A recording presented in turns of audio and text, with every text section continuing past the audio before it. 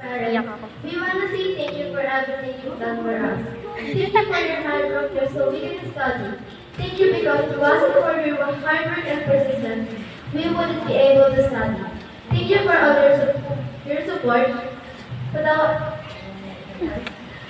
Please don't forgive us for our sins. Sorry for reprimanding us. Thank you very much for everything you've done for us. I hope you will support us until we finish high school. That's all. Thank you to all our parents. To our teacher, Ma'am Marquez, thank you for teaching us ng ilang buwan po. And thank you po sa mga pangangaral mo sa amin. Gawin po nga. Hindi ko lang ginawagalitan. Paalmusal. Thank you po kasi. Thank you po dahil hindi niyo po kami pinagsasabihan ay hindi po kami magbibuto.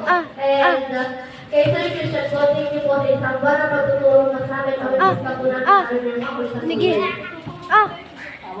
And sa mga classmates ko po, thank you to all our Respect po. Respect.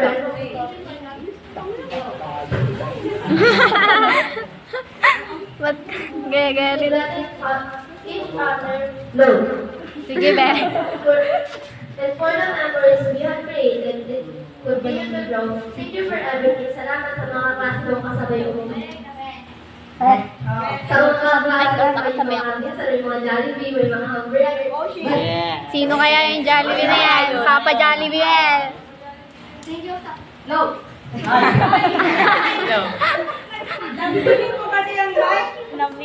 Ang harsh. Thank you sa lahat po ng memories na nabuo natin. Dahil next year, di naman po tayo sure kung tayo po yung magkakaklase. And hoping na maging magkakaklase po yung iba sa atin. Tayo po yung mga naging kaibigan ko dito. Thank